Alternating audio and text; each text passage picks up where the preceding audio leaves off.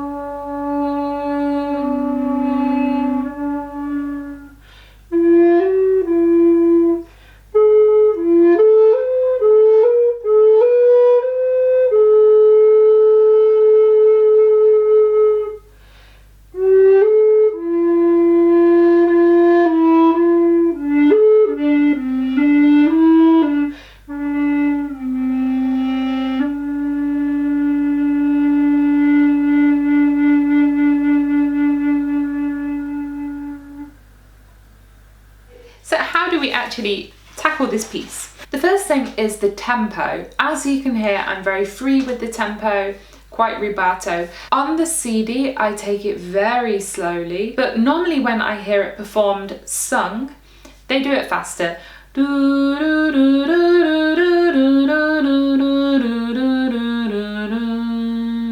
It's basically helpful and practical if you can do each one-bar phrase within a breath. Then you don't have to break it up. So the tempo is your choice when you're playing this. The only thing I would say is don't sound hurried.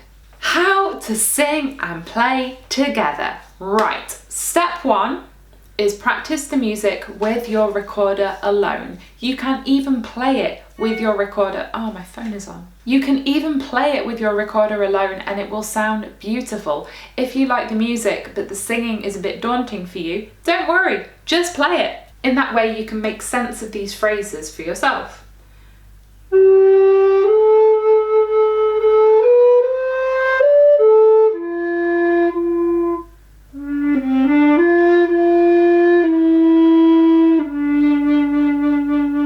So I've notated the recorder and the voice on two separate staves. The next thing to do is practice the voice alone as well. Really listening to yourself and checking that you can hold those sustained notes without them dropping or wobbling.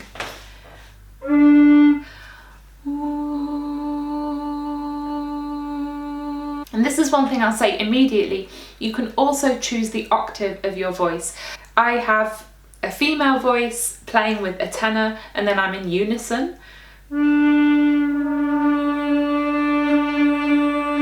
You can also be an octave below.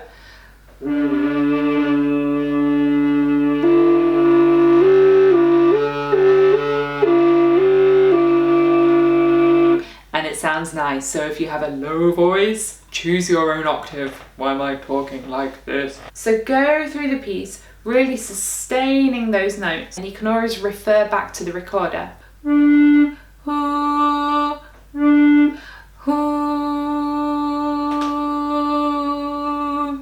This feeling of travelling really helps me. I'm going somewhere. The other important thing when you're singing and playing into a recorder is that you have to blow air. If you hum through your nose, you're not going to get sound here. So move your voice down into your mouth, as it were, and blow air at the same time. So for a lot of things with the recorder, I use the in and out method to check you're doing it right. That goes with singing as well. So that means singing and putting your recorder in and out of your mouth to check you're still doing it.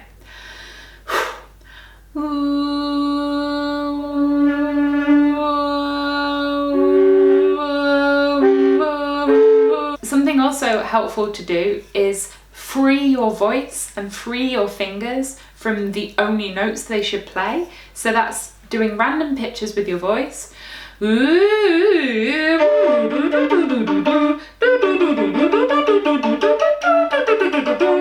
And your fingers. You'll feel silly doing this, but it gets the whole thing working and it helps you feel less stiff. What is this on my list? 6, 7? I don't know. We're getting into the tuning. The first thing with tuning this piece is knowing if an interval is going to be consonant or dissonant. So we're going to take a bar and I want us to go note by note, listening if it's consonant or dissonant, and whichever it is, we're going to enjoy it.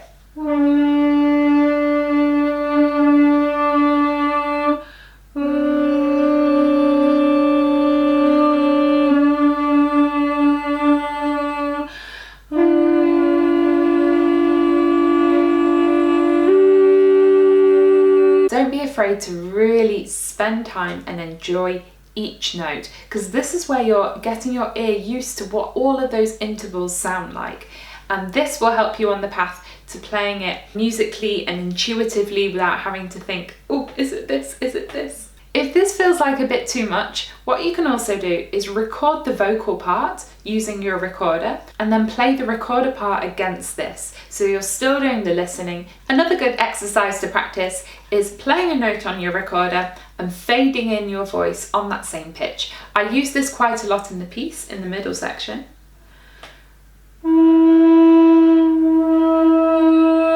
You can also do an octave below. For me, it helps to start with a that brings it in a bit better than a Okay, near the end of the piece, you are singing and playing in canon with yourself. How? The first step is going note by note and really listening to the sound the interval makes. We're learning it by ear effectively. And it really helps to move back and forth between each note.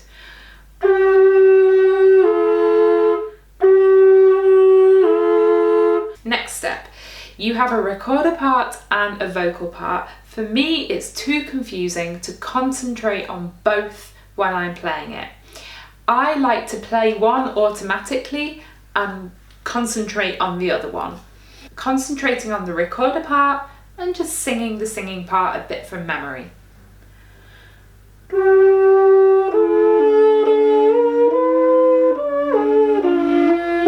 And the last thing is, like practicing anything difficult, repetition, repetition, repetition. And don't worry, you can do this. You can already do two completely different things at the same time.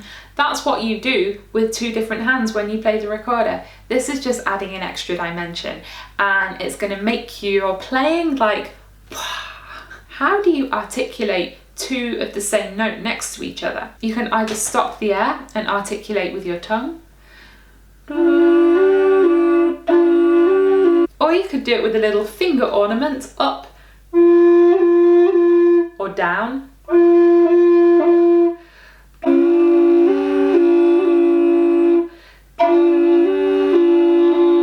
So those are some options. Last thing, let's talk about breathing. I said at the beginning, it's nice if you can do each phrase in one breath. However, with singing as well, you're losing a lot more air. I often need to breathe in the middle of a phrase. I have put breath marks into the music to help you and give some guidelines, but I just made these breath marks up where I would do them. Feel free to move them if you want to phrase it differently. Important to note, this is a song with a text. I have chosen not to follow the text when putting the breath marks, so sometimes my breath marks are in the middle of a word. This is something that you would not normally do. I've made this radical decision because I think in this version, far removed from the original, it works. But again, it's up to you. And lastly, I play this all on tenor, but you can play it on the alto as well. It will be in a different key, but it sounds really nice. I did originally only release it for the tenor, and I was like, why don't I just transpose it and put the alto version out there as well? So, as always, you can subscribe to my channel by clicking on my face down here. Here is the Team Recorder webshop where you can buy my album and also download the sheet music for this piece and other music. And up here is my video on medieval music. Thanks so much for watching and have a great day.